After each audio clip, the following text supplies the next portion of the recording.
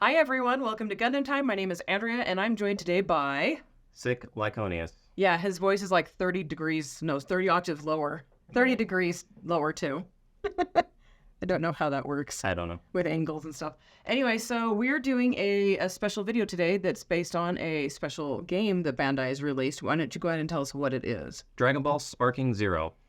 Anyway, so I'm going to be asking him questions about the game, and he's going to be basically filling in the information. This video is not going to be geared to people who are new to Dragon Ball or Dragon Ball Z like I am. And so Lyconius is not going to be explaining anything really about it. We're just assuming that if you're watching this, you're already familiar with the franchise and you are desperately excited and waiting to download and buy this game and start playing it right now. Exactly. Yes. Yes, we will be going over the game itself, not like Dragon Ball lore. Yeah. So why don't we go ahead and talk about the actual gameplay, the style and all of that. So it's a fighting game, a 3D fighting game. Okay. You can fly around, and usually it's just one-on-one. There is like some tag team stuff and some other modes that you can do, but primarily it's one-on-one. Okay. There's different modes of play, like I was saying, but you probably are going to start with story mode. So you'll recreate some of the major events from the Dragon Ball franchise. Yeah. So if you are unfamiliar, it's going to be really unconnected to you because it doesn't go through like the story. It's just like event, like major event. Okay, so that makes sense. So like you were saying that it basically just follows it from start to end, kind of. It does it in chronological order, but it's only the major events. Okay. So there's not a lot of glue holding it together, so it'll skip ahead. Okay. Quite a bit. So it's just their goal was to make a fun game that's based off of the show. Right, and you can do other modes where you just fight and have fun with whoever, but the story mode is very I don't want to say strict, very much how the show goes. So victory conditions will be dependent on what happened in the show, not you necessarily beating them. Because sometimes your character actually loses that fight, and so in the show, and that's the whole objective of that mission is for you to lose. Yeah, not exactly lose, but to have something happen, like you get hit by their certain attack. Like We talked about that. The flare. You get blinded by a Cell solar flare in one mission. That's an objective of yours. And they have secondary objectives, which is to actually beat the mission. Right. So sometimes there's decision points. You know, they're like sometimes you can select. Yeah. Them. It's like, do you want to wait for backup or do you want to go and fight now? Yeah. Or what victory conditions you complete will trigger different pathways. Yeah. Okay. And you've seen the map, right? Yeah. You like the map? I love the map. The map looks really awesome. And please show a video right here so they can see. The map is really great. The graphics and all that are really, really good in it. It's just, it appealed to me, that sort of a layout for each of the different missions. Like that made me want to start playing the game. Instead of just a list? Instead of just a list, yes, which is what happens regularly. Okay, so tell me about the characters. So there's pretty much every character from Dragon Ball franchise, the Dragon Ball franchise. It goes from like Dragon Ball Z, and Dragon Ball Super, and different iterations of the same character. So like there's like 20 Gokus, you know, like. Yeah. My one gripe with that is that as you're progressing through the game, you'll progress through the different versions of the same character, and the equipment I don't think rolls over to when you're like early Dragon Ball Z, then mid Dragon Ball Z, and that's a different character technically, even though you're still Goku, and your equipment you have to go in and actually assign his equipment. It doesn't automatically assign it when you switch from one character. Right. To so the you're next. just And how did you discover that? By losing. As you progress through the story, it didn't seem like that carried over. Yeah. So I had to stop, go into my menu, assign stuff, and come back and play. So we can talk in a bit again about like the pros and cons. I think that would be a con for you, right? Having to assign and not having automatically assigned. Yeah, you can make like profiles like item sets that you like, so you can just like auto assign them a lot. So you may want to do that early. I don't know, but you'll be getting more as you go. They change anyway, and you can open more slots as you level up. Yeah, stuff like that. So speaking of leveling up and that sort of thing, like what about how are the upgrades in this game? How do they go? They're nice.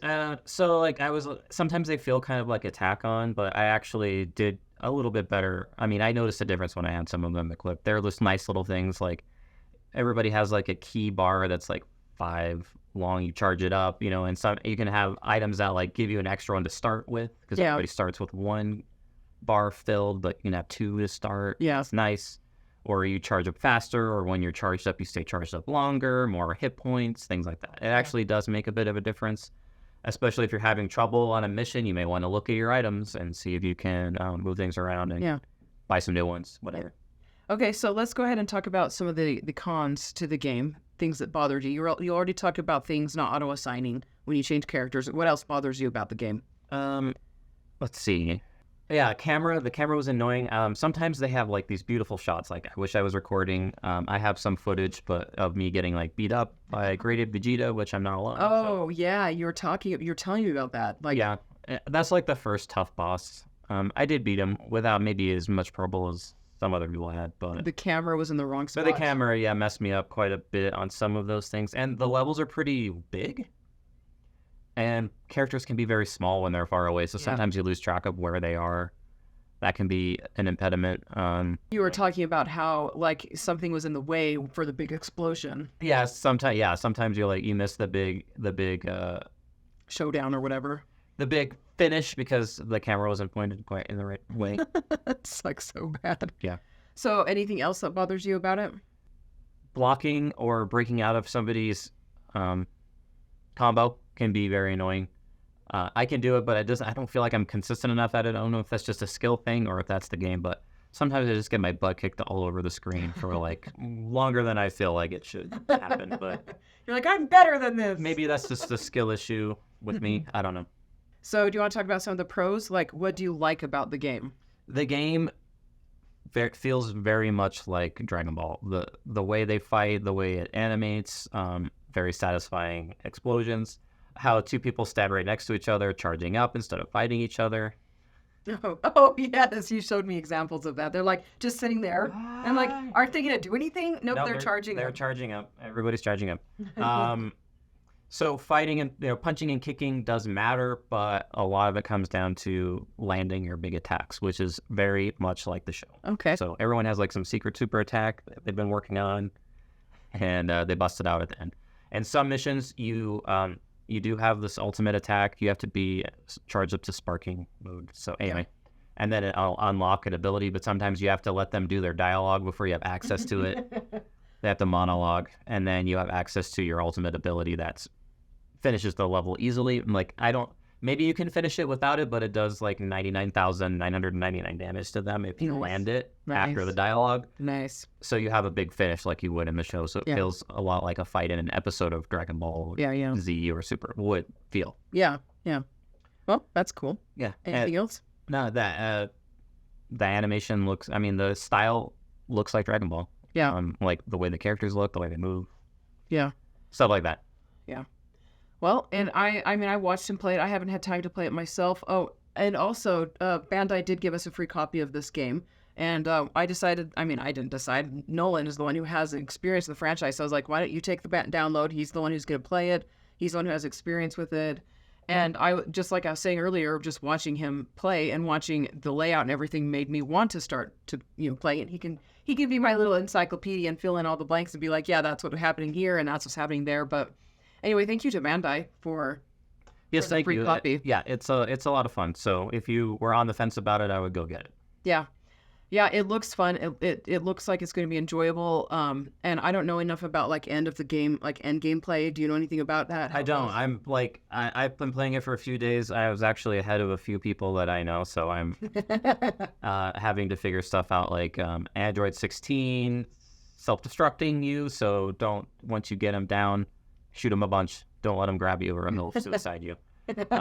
Just stuff like that nobody warns you about. Anywhere, yeah. Yeah, they're just because it does go by the show, so maybe if I remembered that episode, I would have been fine. But right. Well, I think that's pretty much it, right? Yes. Yeah. So those of you guys who are watching this video, I would absolutely love to hear if you guys, first off, if you plan on buying it, if you already know about the franchise, and second off, it'd be interesting if we were able to convince a few people to buy it who don't know anything about the franchise just from watching this video. But I'd like to hear your thoughts. Comment below. And let us know if you've already downloaded, if you're planning on downloading it. And thank you so much for watching, guys. We appreciate it. Hit the like and the subscribe button and the bell icon to be alerted to future videos. Check out the link to our server, our Discord server that's in the description. And we will talk to you all later. Bye. Bye.